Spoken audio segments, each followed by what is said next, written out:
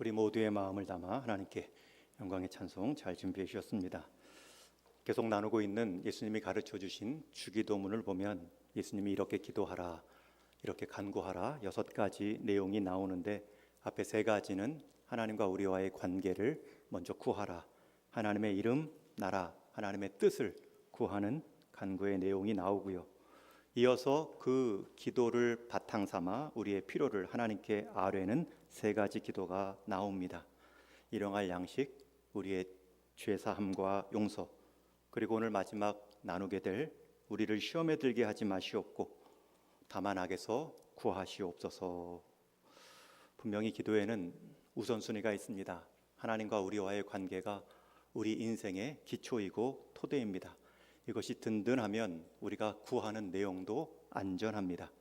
그러나 하나님과 관계 안에서 우리의 기도가 불안하면, 기초가 없고 토대가 부실하면 우리의 간구마저도, 우리의 소원마저도 위험해집니다. 하나님 없는 일용할 양식과 하나님 없는 죄 용서와 또 하나님 없는 시험과 악에서 구함은 없기 때문에 하나님을 토대 삼아 우리의 관계를 살피는 것이 먼저다, 예수님은 가르쳐 주셨습니다. 그리고 이제 예수님은 마지막으로 우리의 시험과 악에 관한 영적인 생활을 기도하라 말씀합니다. 우리는 이 마지막 예수님이 가르쳐 주신 한 문장을 통하여서 분명히 3가지 사실을 확인합니다. 첫 번째는 우리 성도가 살아가는 인생에도 시험이 있고 악이 있다는 것입니다. 여러분, 우리 성도의 삶에도 반복해서 찾아오는 시험이 있고 악이 있습니다. 여기서 말하는 악은 악한 존재도 포함하는 단어입니다. 내 인생에 시험이 있다, 악이 있다, 악한 존재가 나를 노려보고 있다. 너무나 당연한 이야기 같지만 너무나 당연하게 여기기 때문에 너무나 쉽게 잊어버리고 무시하며 사는 사실입니다. 여러분, 이 악이 있고 시험이 있다는 말은 성경에 보면 그 악한 존재와 시험은 장소와 때, 대상을 가리지 않고 나타났음을 알 수 있습니다. 왕도, 제사장도, 선지자도, 심지어 예수님을 따르던 제자들도 예외가 아니었고 오늘 본문에 보면 예수님마저도 그 시험 앞에 서 계십니다. 또 환경도 가리지 않습니다. 광야도, 왕궁에서도, 심지어 헌신하고 승리했을 때에도 초대교회의 아나니아와 삽비라는 자기 재물을 팔아 교회에 바칠 때에도 시험에 빠졌습니다.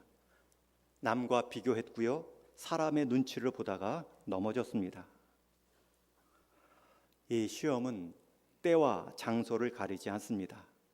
여러분, 이 예배 드리는 우리의 마음 가운데도 시험과 악의 유혹이 있을 수 있습니다. 예수님은 육신의 몸을 입고 오신 사람이기 때문에 그 시험의 장소에서도 예외가 아님을 오늘 본문은 보여주지요. 특별히 사단은 예수님께서 세례를 받으시고 공생애를 시작하는 그 첫 사역의 모습부터 찾아와 시험합니다. 예수님께 돌을 떡으로 만들어 보라, 이 성전에서 뛰어내리라, 나에게 절하라. 여러분, 이 모든 3가지 조건 가운데 한 가지 전제가 있겠죠. 내가 만약 하나님의 아들이거든 떡을 만들어 보고 뛰어내려 보고 나에게 절하여 내가 누릴 수 있는 세상 것들을 다 누려보라. 이 시험의 내용은 한마디로 하나님의 아들됨을 능력으로 증명해보라 라는 시험입니다. 그리고 그것을 이루는 과정에서 사단, 자기 말을 따르라는 것이죠. 이 부분은 뒤에 가서 한 번 더 나눌 것입니다. 또 사단의 유혹이 얼마나 집요하고 교묘하냐면 예수님의 공생의 시작뿐만 아니라 예수님의 공생의 마지막 십자가를 앞두고도 가장 가까운 제자 베드로를 통해 유혹하십니다. 마태복음 16장에 보면 예수님이 처음으로 예루살렘에게 올라가 십자가에 죽으실 것을 예고하시지요. 그리고 사흘 만에 살아나실 것을 또한 말씀하십니다. 그런데 다 들은 베드로가 그런 일이 죽게 일어나지 아니할 것입니다. 한마디로 십자가를 지지 말라는 말씀입니다. 이때 예수님은 베드로를 향해 사단아, 내 뒤로 물러가라. 베드로 배후에 사단을 꾸짖고 책망하셨습니다. 사단은 가장 가까운 존재에서 가장 마지막 순간까지 우리 성도의 삶을 삶답게 사지 못하도록 유혹합니다. 사단의 시험과 유혹이 얼마나 교묘하고 강력한지 후에 베드로 사도는 자신의 경험을 바탕으로 이렇게 권면하죠. 베드로전서 5장 8절에 보면 근신하라 깨어라 너희 대적 마귀가 우는 사자같이 두루 다니며 삼킬 자를 찾나니. 근신하라 깨어라. 사단의 시험은 교묘하다는 것입니다. 근신하지 않고 돌아보지 않고 깨어있지 못하면 시험이 시험인 줄도 모르고 넘어집니다. 얼마나 강력하냐면 너희 대적, 큰 적 마귀가 결사적으로 우는 사자같이 몸부림치며 우리를 시험하고 있다 말합니다. 게다가 얼마나 끈질기냐면 두루 다니며 삼킬 자를 찾나니. 이 시험은 언제 끝나냐면 삼킬 자를 찾아 삼킬 때까지 반복된다는 것입니다. 굶주려 오는 사자가 두루 다니며 삼킬 자를 찾는 것이 우리 앞 신앙 여정 가운데 분명히 있습니다. 아무리 사단이 주는 매력이 유혹적이라 할지라도 그 시험의 끝은 삼킴 당함입니다. 우리가 세상에 단물을 삼킨 것 같지만 우리 인생이 사단에게 삼켜질 수 있다는 것이 두려운 모습이죠. 아무리 물고기가 맛있는 미끼를 먹었다 할지라도 그 미끼 때문에 그 물고기는 낚싯줄에 끌려온다면 유익이 없습니다. 우리 인생길에는 반드시 이러한 시험과 악의 존재가 있습니다. 그것을 아시는 예수님께서 우리에게 시험에 들지 않도록 악에서 건진받도록 기도한다는 것은 적절한 간구 내용입니다. 두 번째로 이 기도문을 통해 알 수 있는 사실은 이 시험 앞에, 이 악한 존재 앞에 우리 사람은, 성도는 한없이 약한 존재라는 것입니다. 우리가 이 예수님의 기도문을 갖고 이런 생각을 들 수도 있습니다. 예수님, 오늘 이 기도는 너무나 소극적, 방어적인 기도 아닙니까? 시험에 들지 않도록, 악에 빠지지 않도록 기도하기보다는 사탄아 와봐라, 내가 너를 굴복시키리라, 상대해주마, 싸워 이기겠다, 그렇게 공격적으로 기도하도록 우리에게 가르쳐 주시는 것이 맞지 않습니까? 영적인 자신감과 백장을 갖고 기도하려 하는 것이 더 옳은 것 아닙니까? 그런데 시험과 악에서 그저 구해만 달라니요, 이 기도문은 우리가 이미 진 것 같은 느낌입니다 라고 말할 수도 있죠. 그러나 저와 여러분이 아는 것처럼 성도로서 조금만 말씀 앞에 진지하게 살아간다면, 조금만 신앙적 연륜과 교회 안에서의 직분의 책임감을 갖고 살아간다면 우리에게 다가오는 이 시험과 유혹 앞에 우리가 얼마나 연약한 존재인지를 실감할 수 있습니다. 제 자신에게도 그러한 나약함 수시로 하루에 몇 번이나 경험합니다. 제 연약함을 보면서 다른 사람의 연약함을 보고 정죄하기도 어렵습니다. 오히려 나를 깨닫게 하시는구나, 다른 사람의 연약함을 보며 나를 살피는 지혜, 그를 위해 기도하는 사명을 갖는 것이 옳지요. 여러분들은 강하신지요? 시험과 유혹 앞에서 너까지 것쯤이야, 수십 번을 찾아와 봐라, 절대 나를 넘어뜨릴 수 없다 라고 말하실 수 있는지요? 믿음 있는 성도라고 해서 이 시험과 유혹 앞에 면제 대상이 아니고요, 또 그러한 시험과 유혹 앞에 우리의 모습은 항상 약자의 자리입니다. 예수님은 제자들을 향하여서 너희가 앞으로 살아가야 할, 사명을 감당해야 될 세상의 모습은 이와 같다 비교하며 말씀하신 적이 있습니다. 보라, 내가 너희를 보냄이 양을 이리 가운데로 보냄과 같도다. 제자들을 양으로, 그리고 제자들과 함께 대적의 자리에 서 있는 세상의 가치를 이리 가운데, 이리 때로 말하고 있습니다. 여러분 생각해 보십시오. 양 한 마리와 이리 때입니다. 양 떼에 이리 한 마리가 들어와도 위험한데 양 한 마리가 이리 때로 들어가는 것이 우리의 현실입니다. 우리 가운데 물론 힘센 양, 뿔이 큰 양이 있을 수도 있습니다. 그러나 세상은 이리 때입니다. 한번 들이받고 이길 수도 있죠. 그러나 세상은 포기하지 않고 때로 다시 달려와 유혹합니다. 이런 현실 앞에 여러분들은 강하신지요? 이런 때에 주님이 가르쳐 주신 기도는 얼마나 큰 위로가 됩니까? 우리를 시험에 들게 하지 마시고 다만 악에서 구하시옵소서. 세 번째, 이 기도문을 통해 알 수 있는 것은 바로 이 기도를 주신 예수님은 사단보다 크시고 그 기도에 응답하여 자기에게 속한 자들을 이기게 하신다는 점입니다. 그렇기 때문에 예수님이 이 기도를 우리에게 명하셨겠죠. 내게 구하라, 그러면 내가 응답할 것이다. 이것이 우리의 승리의 비결입니다. 그래서 성도는 약하지만 기도하는 성도는 강합니다. 저와 여러분은 한없이 약하지만 우리가 기도하는 순간 하나님의 강하심에 돌보심 가운데 놓여집니다. 우리를 돌보시고 인도하시는 하나님은 삼위 하나님이십니다. 창조주요, 구원자요, 모든 인생 가운데 섭리하시는, 동행하시는 하나님이십니다. 악한 영 사탄마저도 결국 이 하나님의 통치 아래에 있고 결국 하나님의 뜻에 굴복할 수밖에 없는 존재입니다. 그런 예수님께서 말씀하시죠. 시험에 들게 하지 마시옵고 다만 악에서 구하옵소서. 기도하라는 것입니다. 그 장면이 오늘 본문의 내용입니다. 예수님께서 세례를 받으시고 물에 올라오실 때 성령이 비둘기같이 내려 임하십니다. 여러분, 성령이 임하는 모습을 비둘기같이 임하셨다 말씀하는데 무슨 뜻일까요? 왜 성령님이 그 능력대로 임하실 때 독수리같이 강하게 임하셨다, 아니면 번개처럼 번쩍이며 권능 가운데 임하셨다 말씀하지 않고요, 비둘기처럼 임하셨다 말씀할까요? 우리는 이 하나님의 영 성령의 이미지가 다시 한번 창세기 1장 2절에서도 처음 나오는 것을 볼 수 있습니다. 땅이 혼돈하고 공허하며 흑암이 깊음 위에 있고 하나님의 영은 수면 위에 운행하시니라. 하나님의 영이 수면 위에 운행하셨다라는 말씀은 마치 어미새가 자기 새끼를 품고 보호하기 위해 날개짓하며 천천히 내려오는 모습을 표현하는 단어입니다. 하나님의 영 성령이 그러한 모습으로 예수님 가운데 임하셨다라는 것이죠. 창세기 1장 2절에서는 그렇게 하나님의 영이 수면 위에 운행하시며 창조 사역이 일어났습니다. 그런데 하나님의 영 성령이 예수님께 임하심으로 새로운 재창조의 사역이 시작된 것이죠. 하나님의 영이 임하시는 곳마다 새로운 창조의 역사가 임하시는 것을 보여줍니다. 이전에 마리아에게도 성령이 임하시자 예수님께서 육신의 몸으로 잉태되셨습니다.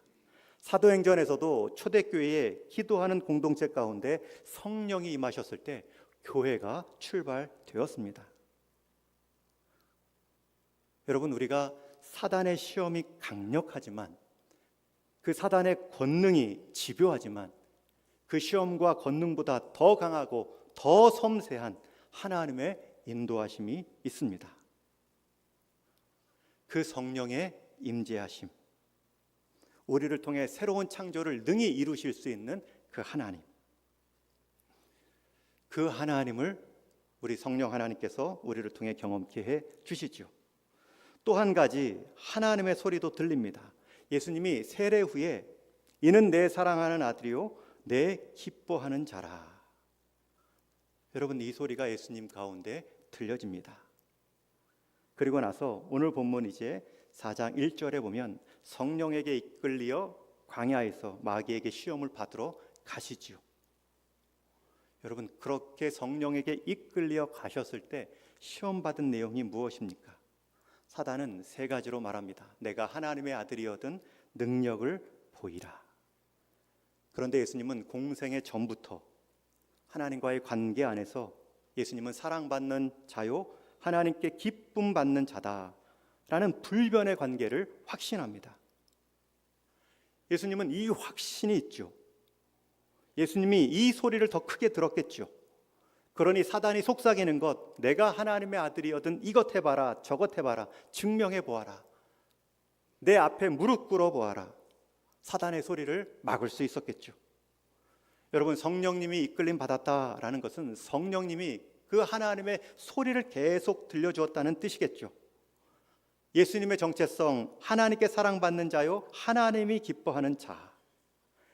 예수님은 기적을 행하기 전에, 예수님은 능력을 보이시기도 전에 이미 하나님께 사랑받는 자임을 경험합니다. 여러분, 지금은 세상이 여전히 우리를 자기 증명하라고 요구하죠. 내가 하나님의 아들이거든, 내가 하나님을 믿는 하나님 자녀이거든. 세상의 요구에 순종하도록, 세상의 경쟁에 뛰어들도록 우리를 시험합니다. 그러나 예수님은 공생의 전에부터 하나님과의 관계가 있었습니다. 하나님과의 소리를 더 들었고요, 성령 하나님은 그 소리를 일깨워 주셨습니다. 이미 우리도 흔들릴 수 없는 그리스도로 인해 하나님 아버지와 연결된 존재입니다.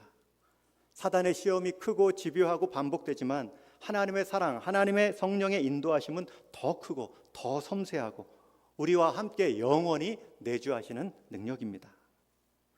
예수님은 우리에게도 너는 사랑하는 아들이요 내 기뻐하는 자라 라는 소리와 자격을 주시기 위해 이 땅에 오셨고, 우리를 위해 대신 율법의 짐과 형벌을 다 담당하셨으며 율법을 넘어선 생명과 성령의 법으로 살아갈 수 있는 존재로 바꾸어 놓으셨습니다. 여러분, 시험이 들릴 때마다, 내 삶의 존재가 비교감으로 사단의 유혹이 더 크게 들릴 때마다 변치 않는 그리스도 안에서 이 자리를 확인하십시오. 성령님께 일깨움 받게 해달라 기도하십시오. 여러분, 예수님도 성령의 임재, 하나님의 사랑의 불변의 관계로 이겨내셨지요. 사단의 소리를 하나님의 말씀으로 물리쳤지요.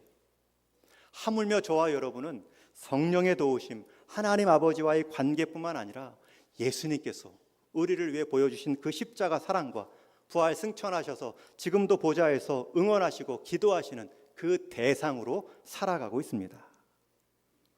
예수님은 이 확신을 가지고 이미 제자들을 향하여서 요한복음 16장에 보면 승리를 선언하십니다. 우리 요한복음 16장 33절 말씀 같이 읽겠습니다. 시작. 이것을 너희에게 이르는 것은 너희로 내 안에서 평안을 누리게 하려 함이라. 세상에서는 너희가 환난을 당하나 담대하라. 내가 세상을 이기었노라.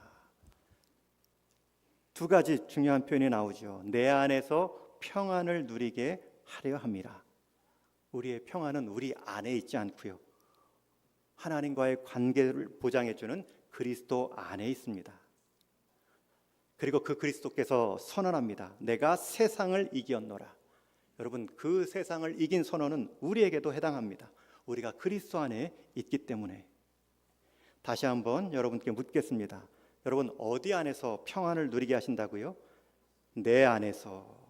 여러분, 우리가 환난에 있는 세상에서 담대하고 세상을 이기었노라 라고 말할 수 있는 그 자리가 어디라고요? 내 안에서. 이 확신을 가지셔야 됩니다. 이 소리가 더 크게 들리셔야 됩니다. 넘어질 수 있지만 회복해야 될 가장 큰 소리입니다. 내 안에서, 내 안에서. 우리가 주님 안에서 살아갈 때 그 누구도 빼앗길 수 없는 평안을 주장할 수 있습니다.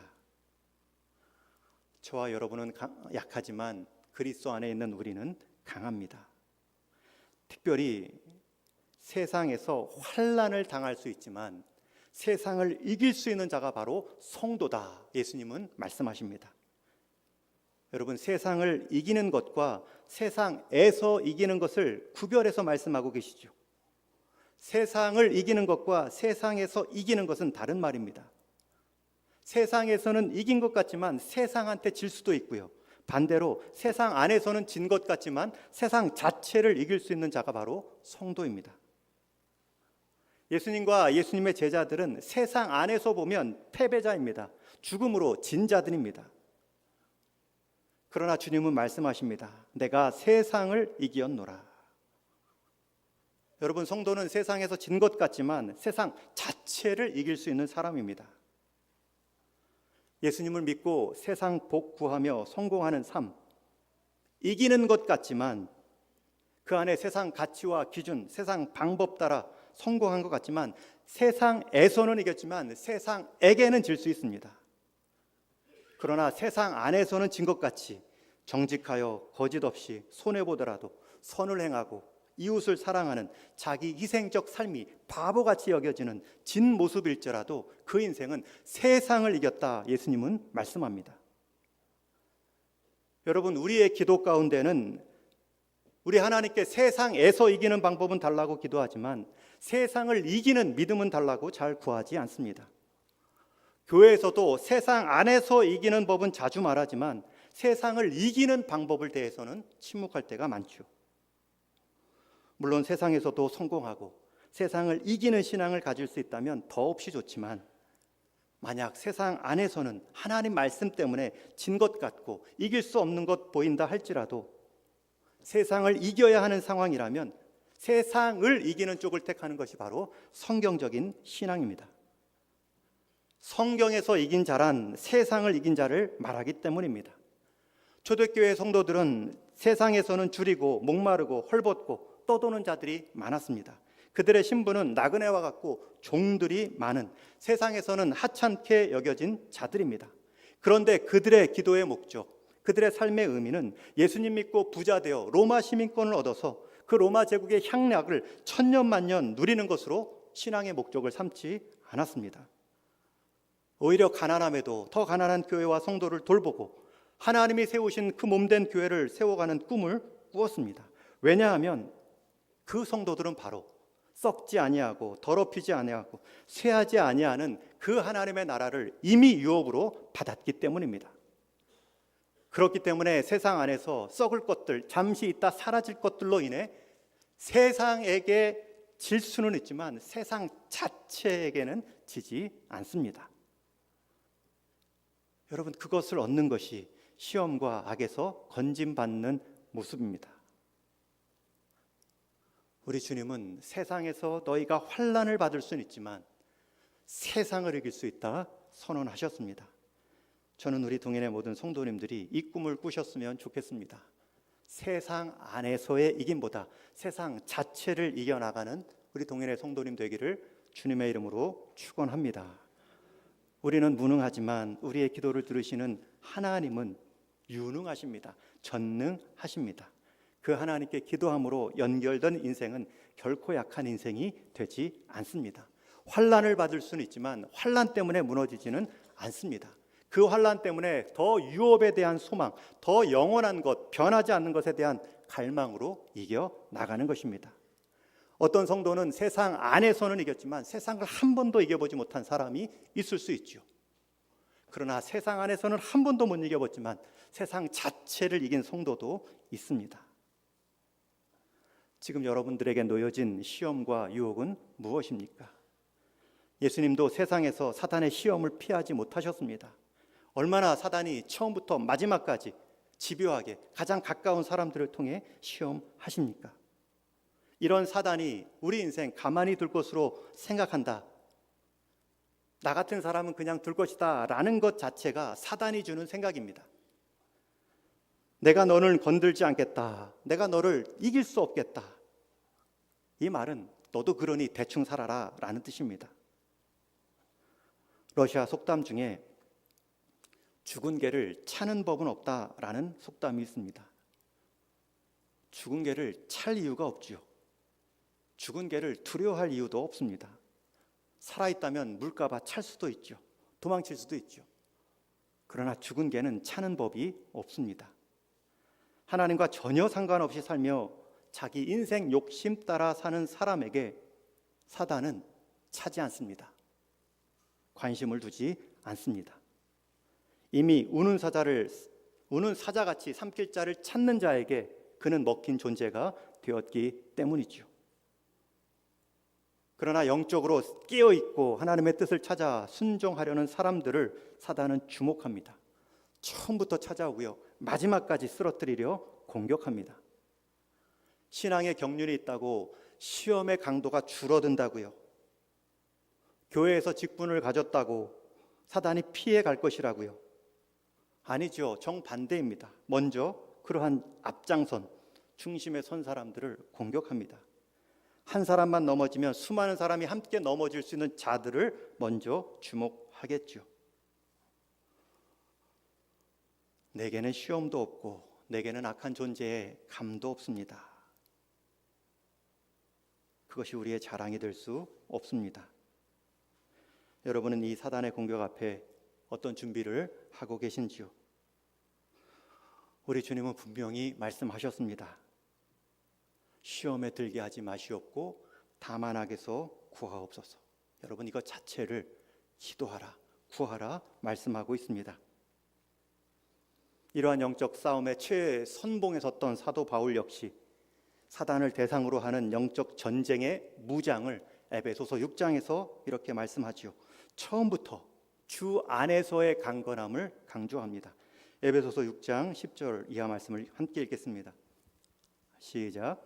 끝으로 너희가 주 안에서와 그 힘의 능력으로 강건하여지고 마귀의 관계를 능히 대적하기 위하여 하나님의 전신 갑주를 입으라. 주 안에서 그 힘의 능력으로 우리는 강건해지는 유일한 방법입니다. 마귀의 관계를 대적하기 위해 하나님의 전신 갑주입니다. 하나님의 무기 하나도 아니고 하나님의 전신 갑주입니다. 머리부터 발끝까지, 투구부터 신발까지 완전 무장을 말하고 있죠. 그 완전 무장에는 진리의 허리띠, 의의 호심경, 가슴막이, 평안의 신발, 믿음의 방패, 성령의 검, 하나님의 말씀도 다 나오죠. 그런데 정작 중요한 것, 오늘 예수님이 말씀하신 악에서 구하시고 시험에 들지 않도록 기도하라라는 그 기도의 비유는 나오지 않습니다. 왜 사도 바울은 기도를 전신갑주, 완전 무장의 한 방편으로 말하고 있지 않을까? 왜 기도는 빠졌을까? 기도가 빠진 것이 아니지요. 모든 전신갑주를 다 준비한 후에 이어지는 18절에 이렇게 말씀합니다. 우리 한번 또 같이 읽겠습니다. 시작. 모든 기도와 간구를 하되 항상 성령 안에서 기도하고 이를 위하여 깨어 구하기를 항상 힘쓰며 여러 성도를 위하여 구하라. 여러분, 이게 무슨 말입니까? 완전 무장도 기도가 없다면 이 영적 전쟁이 아니라는 것이죠. 여러분, 우리는 앞에 소개된 그 영적 무장을 제때 제 용도로 사용하기 위해서는 깨어있는 기도가 필요합니다. 언제 이 칼을 써야 될지, 칼을 써야 될 때 방패를 쓰지 않도록, 방패를 써야 할 때 신발을 쓰지 않도록, 여러분, 깨어 구하지 않는 그 완전 무장은 자칫 나의 의를 드러내고 자칫 악원을 해칠 수 있는 위험도 있습니다. 우리의 싸움은 혈과 육을 상대하는 것이 아니죠. 하늘 공중 권세 잡은 영적인 대상이다 말씀하고 있기 때문에 이것이 너희만의 무장이 아닌 나를 연결시키는 나의 힘을 경험하는 기도의 자리로 맨 마지막 전신갑주를 마치고 있습니다. 여러분, 그러니 우리의 영적 전쟁의 자리는 내 삶의 현장, 나를 시험케 하는 그 사람의 자리가 아니라 내가 하나님과 연결되어 있고 내가 하나님께 깨어 기도하는 그 기도의 자리가 영적 전쟁의 자리입니다. 다 무장하고도 기도하지 않으면 그 무장을 제대로 발휘할 수 없습니다. 기도하지 않으면 무장은 되어 있는데 전쟁이 벌어진 줄도 모릅니다. 전쟁의 대상을 아군, 적군을 구별하지도 못합니다. 어느 때 무엇을 써야 할지도 지혜가 없습니다. 그래서 사도 바울은 기도를 완전 무장, 전신갑주의 하나만으로 말하지 않고 항상 성령 안에서 깨어 구하라 4번이나 강조하고 있습니다. 여러분들은 강하신지요? 이 말은 여러분들은 지금 깨어 기도하고 있는지요? 이 질문과 동일한 질문입니다. 기도하지 않고 스스로 강하다 자만할 수 없습니다. 기도하지 않았는데 자만하다, 이미 삼킨 존재일 수 있습니다. 여러분의 깨어있는 기도 생활은 어떠하신지요? 몸부림치고 계신지요? 사단은 우리를 삼키기 위해 몸부림치고 있는데 우리는 적당히 칼 하나 무장 들고 안전하다 말하고 있지는 않는지요? 사단은 지금도 우는 사자와 같이 여러 사람들의 관계들, 유혹들, 지뢰밭처럼 우리 인생길에 쫙 뿌려놨는데 나는 내 신발 하나만을 믿고 걸어갈 수 있다 말하고 있지는 않는지요? 여러분, 기도하셔야 됩니다.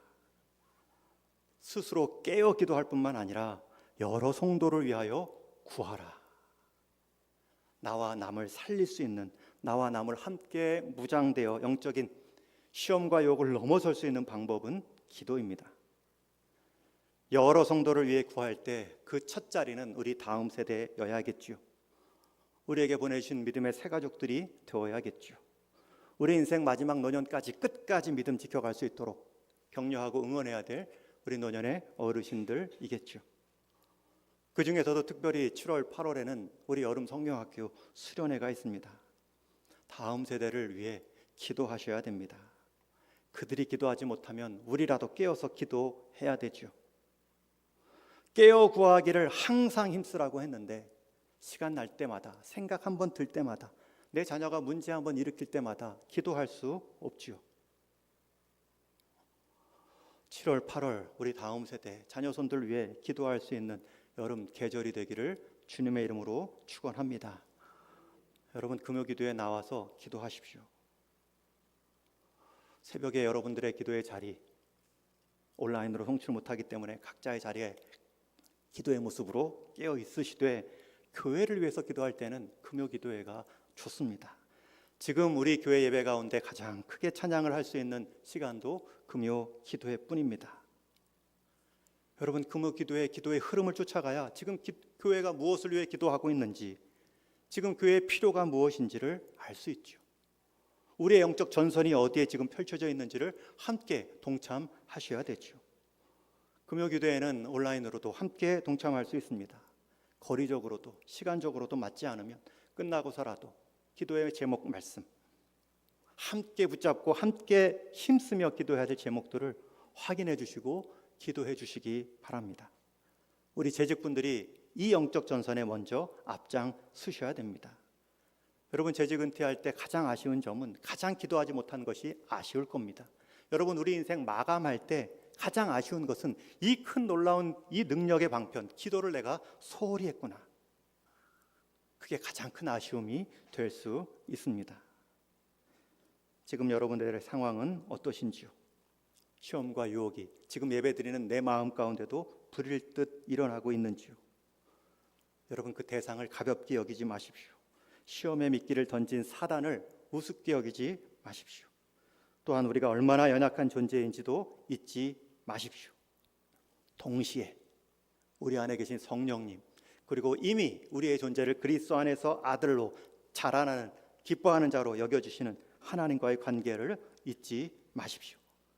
그 관계를 날마다 일깨움 받고 성령으로 인도함 받는 것이 우리가 시험을 시험되지 않게, 유혹을 유혹되지 않게 넘어서는 방법입니다. 우리가 기도함으로 깨어 있으면, 하나님의 손 안에 머물러 있으면, 우리 자녀들 하나님의 울타리 안에만 둘 수 있다면 그 어떤 시험도 사단의 공격도 우리 자녀와 우리 인생 흔들어 넘어뜨리지 못합니다. 우리는 약할지라도 우리의 기도를 들으시는 하나님은 강하시기 때문입니다. 여러분 이 믿음 갖고 수시로 그리고 함께 정하여 기도할 때에는 기도할 수 있는 우리 동인교회 모습으로 다음 세대를 준비하고 우리 신앙의 남은 시간들을 우리 주님께서 약속하신 것처럼 시험에 들게 하지 마시고 다만 악에서 구하옵소서. 세상 안에서는 넘어지고 환난을 당할지라도 세상 자체를 이길 수 있는 믿음의 삶으로 살아갈 수 있는 저와 여러분 되기를 주님의 이름으로 축원합니다.